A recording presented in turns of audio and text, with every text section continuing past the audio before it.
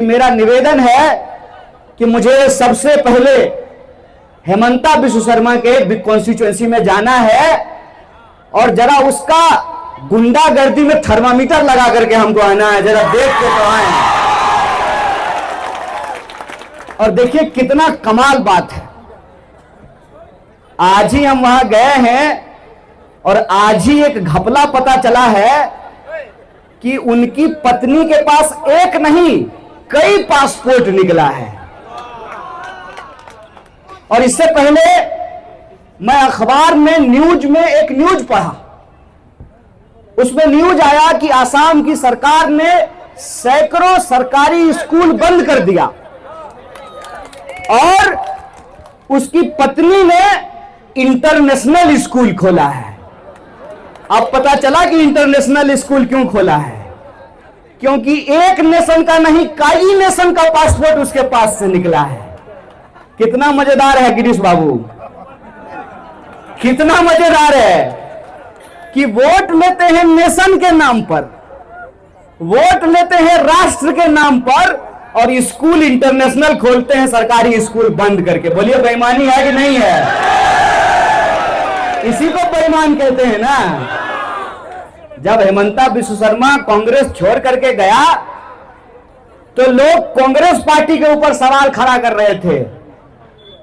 Congress party की गलती नहीं थी, चोर अपनी चोरी बचाने के लिए चोरों के गिरोह में जाकर के शामिल हो गया है।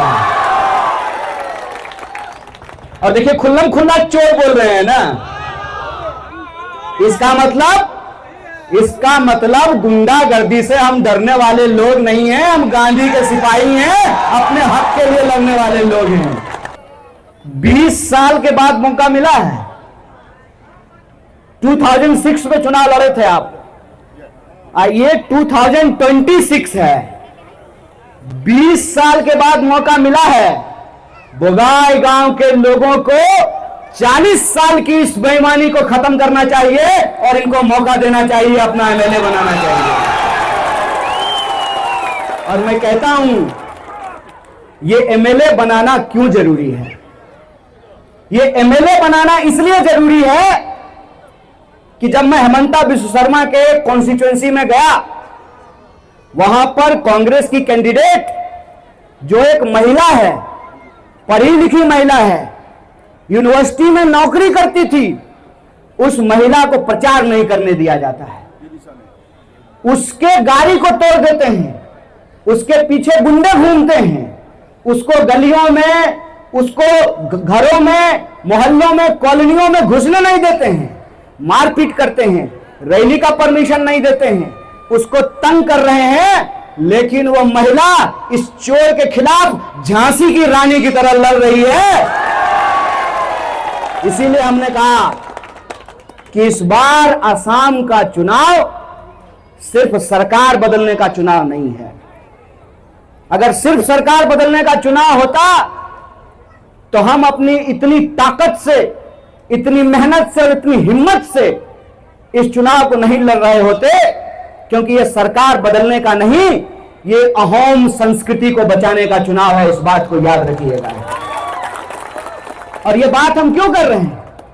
ये बात हम इसलिए कह रहे हैं कि पूरा का पूरा जो सिंडिकेट है, पहाड़ काट रहा है, खदान की चोरी कर रहा है, रेत चुरा रहा है, हर जगह पे गुंडागर्दी, कमीशन, भ्रष्टाचार, लूट और सारा का सारा चोर इकट्ठा हो गया है और सारा का सारा चोर जाकर के भाजपा में शामिल हो गया है। और इस चोरों का सरदार जय शाह का पिताजी है, जानते हैं उसका नाम ना?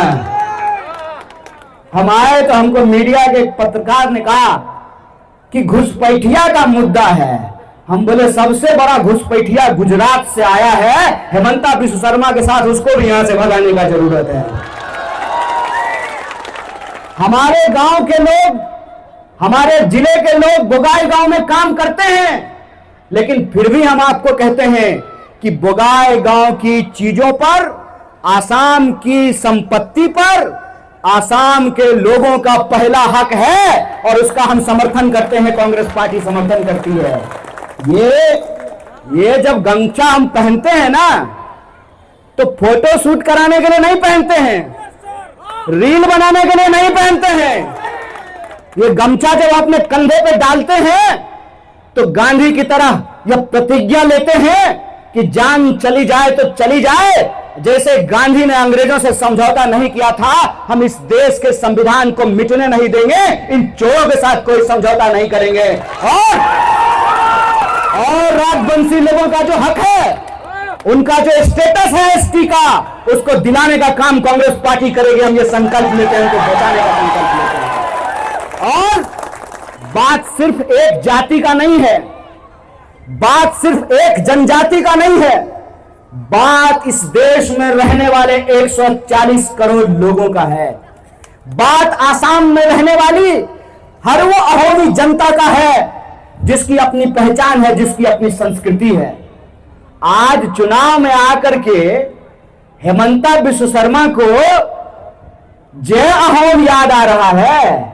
जब स्कूल खोल रहे थे तब अहोम का नाम क्यों नहीं लिया? उसका नाम तो इंटरनेशनल रखा है। बच्चा इंटरनेशनल पढ़ेगा, चोरी करके माल इंटरनेशनल जमा किया जाएगा विदेशी खाते में। और विदेश में जुबिन दा की मौत हुई तो उनको अभी तक न्याय नहीं दिलाया गया है। इसीलिए हम सिर्फ एक पहचान की बात नहीं कर रहे हैं, हम आसाम में रहने वाले वो सारे लोग जो इस मिट्टी से उगा हुआ खाते हैं, यहां की हवा में सांस लेते हैं, यहां के पेड़ों की छांव में अपना गुजर बसर करते हैं, जिनकी पहचान अहोमी है, हम सबके हक और अधिकार की बात करते हैं। कांग्रेस पार्टी ने इस देश को आजादी दिला करके, संविधान को लागू करके इस बात को सुनिश्चित किया है कि हमारे माथे पे तिलक हो या टोपी हो, हम पजामा पहने हो कि लुंगी लपेटे हो, हम कुर्ता पहनते हो कि शर्ट पहनते हो, हम जींस पहनते हो कि साड़ी पहनते हो, इस देश में रहने वाले सभी लोगों का हक बराबर है। और ये बराबरी का हक हमको हमारा संविधान देता है। संविधान कहता है कि अगर आपके पास पक्का मकान है, आपके पास फॉर्च्यूनर गाड़ी है, तब भी आपका वोट एक होगा। आप झोपड़ी में रहते हैं, टूटी साइकिल पर चलते हैं, तब भी आपका वोट एक होगा। ये संविधान की ताकत है। ये डॉक्टर बाबा साहब भीमराव अंबेडकर, गांधी, नेहरू, भगत सिंह और उनके जैसे तमाम क्रांतिकारियों की देन है। गोगाईगांव श्रद्धा की भूमि है, देवी की भूमि है। यहां पे तमाम लोग अपनी अपनी श्रद्धा से, अपनी आस्था से मिलजुल कर सालों से, सदियों से रहते आए हैं। आज इनको बांटने की कोशिश क्यों की जा रही है? आज इनको आपस में क्यों लड़ाया जाता है? इनको आपस में इसलिए लड़ाया जाता है कि जब 5 साल में चुनाव हो तो नेता को इस बात का जवाब नहीं देना पड़े कि जब आप चुनाव लड़ने के लिए आए थे तब आपकी संपत्ति थी 2 रुपए और आज आपकी संपत्ति 200 करोड़ रुपए कैसे हो गई है। इस सवाल का जवाब नहीं देना पड़े। इस सवाल का जवाब नहीं देना पड़े कि आपका बच्चा तो विदेश पढ़ने के लिए चला जाता है, आपके पास पहले 1 गाड़ी थी, अब आपके पास 50 गाड़ी हो गई है। आपके पास पहले 1 मकान था, 50 मकान हो गया है। आपकी संपत्ति दिन दुगुनी रात चौगुनी बढ़ रही है, लेकिन किसानों को उनके फसल का दाम नहीं मिल रहा है, मजदूरों को मजदूरी नहीं मिल रही है, नौजवानों को शिक्षा नहीं मिल रही है और पढ़े लिखे नौजवानों को रोजगार नहीं मिल रहा है। मुझे बताइए, जब असम के लोगों को पढ़ने के लिए बाहर जाना पड़ता है और अपने ही देश में, अपने ही देश के लोग जब पूछते हैं कि चाइना से आए हो, तो मन में कितना अपमानित महसूस होना पड़ता है, कितना बुरा लगता है। इस बात को सोच करके बताइए। इलाज करने के लिए बाहर जाना है, पढ़ाई लिखाई के लिए बाहर जाना है, नौकरी करने के लिए बाहर जाना है, और आसाम की संपत्ति को लूट लूट करके ये लुटेरे दिन दुगनी रात चौगुनी अपनी संपत्ति बढ़ा रहे हैं। इस सवाल का जवाब जनता नहीं पूछे, इसीलिए जनता को आपस में लड़ाने का काम करते रहे। अंग्रेज हमारे ऊपर 200 साल तक राज किए थे क्या बोल करके, फूट डालो और राज करो। ये हमारे ऊपर राज कर रहे हैं, हमको आपस में लड़ाते हैं और हमको लड़ा करके हमारे बीच में नफरत फैला करके हमारी संपत्ति लूट करके अपनी संपत्ति बढ़ाते हैं। तो इनसे एक सवाल पूछा जाना चाहिए, इनसे यह सवाल पूछा जाना चाहिए कि 5 साल में आपने आसाम के लिए क्या किया है। इस सवाल का जवाब दीजिए।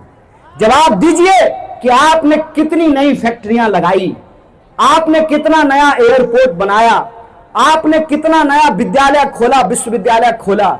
देखिए कितने दुख की बात है, सैकड़ों सरकारी स्कूल बंद कर दिए गए और डीसी को मिला करके स्कूल की जमीन प्राइवेट लोगों को दे दी गई। और यह कितने शर्म की बात है, मुख्यमंत्री सरकारी है और उसका स्कूल प्राइवेट है। मुख्यमंत्री सैलरी सरकार से ले रहा है, जो कार चढ़ता है वो सरकारी है, जो बंदूक लेकर के ये सिपाही खड़े हैं, आप सरकारी है ना जी, सरकार पैसा देती है ना। और आपका मुख्यमंत्री प्राइवेट स्कूल चलाता है, बोलिए बेईमानी है कि नहीं है। जब राज्य का मुखिया प्राइवेट स्कूल चलाएगा तो सरकारी स्कूल का क्या होगा। जब राज्य के मंत्री सरकारी कॉलेज छोड़ करके प्राइवेट स्कूल खोलेंगे तो फिर राज्य का शिक्षा का क्या होगा। जब नेता सरकारी अस्पताल लूट करके अपना प्राइवेट अस्पताल खोलेंगे तब बताइए राज्य के स्वास्थ्य का क्या होगा, तब बताइए राज्य की शिक्षा का क्या होगा और राज्य के रोजगार का क्या होगा। इसीलिए 5 साल में आपको एक बार मौका मिलता है, 5 साल में, और 5 साल में आपको एक बार यह मौका मिलता है कि आप चोर से पूछें, उसके चोरी का हिसाब मांगें और उसको कहें कि जो वादा आपने किया था उनमें से कितने वादों को आपने पूरा किया है। कितनी नई ट्रेन चली गुवाहाटी से दिल्ली के लिए, बंबई के लिए, बेंगलोर के लिए, हैदराबाद के लिए, यह सवाल उनसे पूछा जाए। यह सवाल उनसे पूछा जाए कितना एम्स बना, कितना अस्पताल बना। यह सवाल उनसे पूछा जाए कितनी आईआईटी खुली, कितना आईआईएम खुला, कितनी यूनिवर्सिटी खुली, कितना नौजवानों को रोजगार मिला, कितनी महिलाओं को सुरक्षा मिली, कितने बूढ़ों को पेंशन मिला, कितने किसानों को उनके फसल का दाम दिया गया। यह सवाल उनसे पूछा जाना चाहिए। हम कहते हैं जिस दिन चोर से कॉलर पकड़ करके उससे सवाल पूछने लगेंगे ना, उस दिन चोर की गुंडागर्दी धरी की धरी रह जाएगी।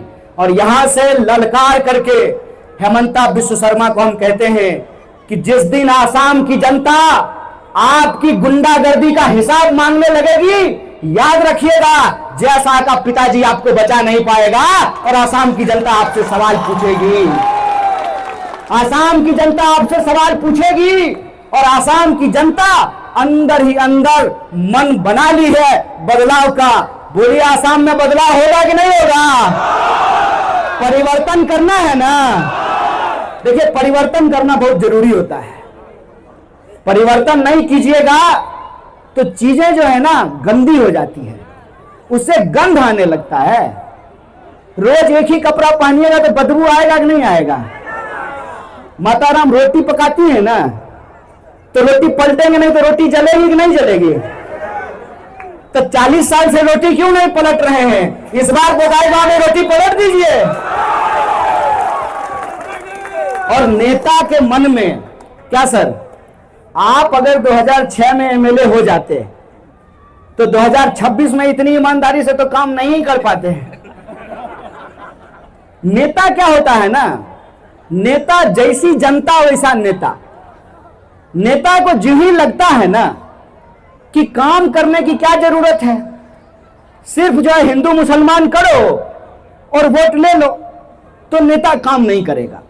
और नेता को अगर यह भरोसा हो जाए कि आप काम करिए नहीं करिए जनता तो वोट देगी ही, तो नेता अपने आप को नौकर मानना बंद कर देता है और नेता अपने आप को मालिक समझने लगता है।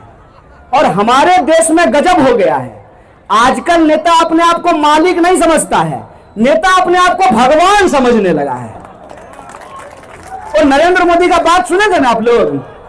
नरेंद्र मोदी एक टीवी वाला को बोला कि हमको कभी कभी लगता है कि हम अवतार हैं। हे प्रभु, अरे अवतार कृष्ण जी का है, अवतार राम जी का है, आपका कैसे अवतार हो गया प्रभु? और अवतार जो लोग होते हैं वो बायोलॉजिकल नहीं होते हैं, नॉन बायोलॉजिकल होते हैं। तो आप नॉन बायोलॉजिकल हैं तो फिर मशरूम क्यों खाते हैं? मुंह पे स्नो पाउडर क्यों लगाते हैं? आपको चलने के लिए 8,000 करोड़ का हवाई जहाज का क्या जरूरत है? आप तो हनुमान जी की तरह उड़ सकते हैं ना। फिर आपकी सुरक्षा में यह पुलिस की क्या आवश्यकता है ना? आपको धूप लगता है तो बुढ़ापे में आपका रंग काला ना हो जाए इसलिए आप काला चश्मा लगा करके घूमते हैं। प्रभु, आप चुनाव जरूर जीत गए हैं, चोरी करके जीते हैं कि बेईमानी करके जीते हैं वो आपका मन जाने, लेकिन आप इंसान हैं। भगवान होने का दावा बंद कर दीजिए, आप भगवान नहीं हैं। जैसे दिल्ली में मोदी जी को लगता है कि वो भगवान है, वैसे ही गुवाहाटी में हेमंता विश्व शर्मा को भी लगने लगा है कि वो भगवान है। चोर कहीं का है? चोर, तुम्हारा चोरी पकड़ा गया, उसके बाद जो है जून के महीने में तुमको जनवरी जैसा फील होने लगा। जैसा का पप्पा उसको बुलाओ, सुनो इधर आओ। घर पे ईडी भेजेंगे, इनकम टैक्स भेजेंगे, तो ये कहा प्रभु जो करेंगे वही करेंगे। डर से कांग्रेस छोड़ करके बीजेपी ज्वाइन कर लिया है और आज जो है मीडिया खरीद करके अपने आप को शेर समझता है। अरे गुब्बारा, एक स्विच चुभेगा ना पूरा हवा निकल जाएगा, पूरा हवा निकल जाएगा। अभी इन अहंकारियों को इंसान से भेंट नहीं हुआ है। इंसान बहुत साधारण होता है, गांधी की तरह साधारण होता है। धोती पहना हुआ, साड़ी पहनी हुई, गमछा लपेटा हुआ, माथे पे घूंघट लगाए हुए, तिलक लगाए हुए, टोपी पहने हुए, दाढ़ी बढ़ाए हुए, शर्ट पैंट पहने हुए इंसान बड़े साधारण होते हैं। लेकिन इंसान जिस दिन अपनी शक्ति पहचान जाता है ना, जिस दिन इंसान को इस बात का एहसास हो जाता है कि भक्त के बिना तो भगवान की भी कोई पूछ नहीं होती है, जिस दिन लोकतंत्र में नागरिक यह बात समझ जाते हैं कि यह सत्ता अहंकारी हो गई है, इस अहंकार को जवाब देने का वक्त आया है, उस वक्त जब अंग्रेजों का राज नहीं रहा तो तुम्हारा बेईमानी का राज कहां से रहेगा यार? जनता अगर तय कर लेगी तो तुम्हारी सारी चोरी बेईमानी, सारा मैनेजमेंट धरा का धरा रह जाएगा। वो जनता का लूटा हुआ पैसा जिसको बांट करके तुमको लगता है तुम चुनाव जीत जाओगे, तो जनता मजा भी लेगी, तांबुल भी खाएगी और बढ़िया से तुमको 9 तारीख को टोपी पहनाएगी। इस बात का याद रखना। और मुझे लगता है कि लोअर असम हो, अपर असम हो, कार्बी आंगलाम हो, सेंट्रल असम हो, बराक वैली हो, सब जगह की जनता मन ही मन यह सोच रही है कि हेमंता विश्व शर्मा को मजा चखाना बहुत जरूरी है। इसको बहुत घमंड हो गया है, इसको बहुत घमंड हो गया है कि लोकतंत्र को अपने पॉकेट में गिरवी रख लिया है। इसको घमंड हो गया है कि लोकतंत्र के गले में इसने चैन डाल दिया है। इसको घमंड हो गया है कि पैसे से किसी को भी खरीदा जा सकता है। याद रखना, ईमान बेईमानों का खरीदा और बेचा जाता है। ईमान वालों ने अगर तय कर लिया तो तुम्हारा धन धरा का धरा रह जाएगा, तुम्हारा वैभव धरा का धरा रह जाएगा और जनता परिवर्तन करेगी और आसाम में परिवर्तन होगा। यह बात आप लोगों को अपने मन में संकल्प की तरह लेना पड़ेगा। नेता अपने आप को राजा समझने लगा है और जनता को गुलाम, जनता को दास। उनको लगता है 2,000, 4,000, 5,000, 10,000 दे करके, गुंडों से डरा करके, लोगों के आपस में धर्म के नाम पे लड़ा करके, कुछ लोग लुभावन बात करके, रील बना करके लोगों को बेवकूफ बना देंगे। तो मैं आसाम की जनता से कहता हूं कि आसाम के लिए अगर सबसे ज्यादा गर्व की कोई बात है तो वो अहोम संस्कृति है और इस सरकार ने अहोम संस्कृति के ऊपर हमला किया है। इस हमले का जवाब देने का वक्त आ गया है। 9 तारीख को इस हमले का जवाब दिया जाए और ये जवाब देना इसलिए जरूरी है। अभी जब मैं बिहू का डांस देख रहा था, बिहू आने वाला है, बिहू के मौके पर हर बिहू के प्रोग्राम में जुबिंदा जाते थे और फ्री में जो है बिहू के उस कार्यक्रम में पार्टिसिपेट करते थे। इसीलिए आज भी आसाम की जनता जुबिंदा को याद कर रही है। और इतना दिन हो गया है और अभी तक जो है उसको न्याय नहीं मिला है। किसान को उनके फसल का दाम नहीं मिल रहा है, महिलाओं की सुरक्षा नहीं मिल रही है और स्टेटस मांग रहे हैं राजवंशी लोग, उनको स्टेटस नहीं दिया गया है। नई फैक्ट्रियां नहीं खुली है। जिस कार्बन फैक्ट्री में हमारा भाई सिक्योरिटी गार्ड का नौकरी करता था, आपको मालूम होना चाहिए वो कार्बन फैक्ट्री बंद हो गया है। नया फैक्ट्री खुलने का तो छोड़ दीजिए, जो फैक्ट्रियां चल रही थी वो बंद हो रहा है, लोगों को रोजगार नहीं मिल रहा है और दिन दुगुना रात चौगुना इनकी संपत्ति बढ़ती जा रही है। कोई ऐसा डिपार्टमेंट नहीं है जहां पे भ्रष्टाचार नहीं होता है। बोलिए घुसखोरी चल रही है ना सब जगह, हर जगह भ्रष्टाचार हो रहा है ना, तो उसका जवाब लीजिएगा ना। तो 4 मई बीजेपी, 4 मई बीजेपी, 4 मई। और हम एजीपी के लोगों को कहना चाहते हैं, देखिए आपका अलायंस जरूर है, आप तो चीफ मिनिस्टर नहीं बनिएगा ना। 2-4 गो एजीपी का नेता कमीशन ले लेगा, उससे आपका क्या होगा। हम तो एजीपी के सपोर्टर को भी खुल्लम खुल्ला कांग्रेस के मंच से अपील करते हैं कि आपको अगर अहोम संस्कृति की चिंता है, आप जुबिंदा से प्यार करते हैं, तो हेमंता के साथ आपकी पार्टी का भले अलायंस हो, लेकिन बोगाई गांव में आपको जो है हमारे प्रत्याशी का समर्थन करना चाहिए और इनको वोट देना चाहिए। क्या कहते हैं, वोट दे, वोट दियो, वोट दियो, वोट दियो, वोट दियो, वोट दियो, वोट दियो, वोट दियो।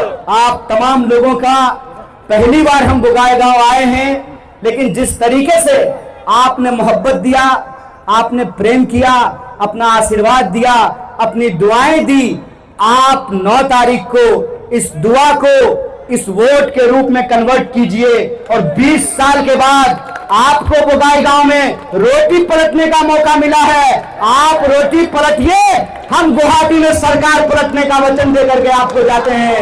सरकार बदलेंगे और जब सरकार बदलेंगे तो कांग्रेस पार्टी अपनी गारंटी लागू करेगी और हमारी गारंटी ये है कि हर महिला को बिजनेस करने के लिए 50,000 रुपया देंगे, 25 लाख का हेल्थ इंश्योरेंस कराएंगे, नौजवानों को रोजगार देंगे, महिलाओं को सुरक्षा देंगे, राजवंशी लोगों को एसटी का दर्जा देंगे और 100 दिन के भीतर जुबिंदा को न्याय दिलाने का काम करेंगे। ये गारंटी हम लागू करेंगे। इसीलिए आप सबसे निवेदन है, मौका है, वोट दीजिए, सरकार पलटिए और हेमंता बिश्व शर्मा की चोरी और बेईमानी पे पूर्ण विराम लगाइए, फुल स्टॉप लगाइए, चोरों को गद्दी से बाहर निकाल करके काम करने वाली सरकार बनाइए। बहुत बहुत शुक्रिया, बहुत बहुत धन्यवाद। जय हिंद, इंकलाब जिंदाबाद। जय हिंद, जय आसाम, जय हो।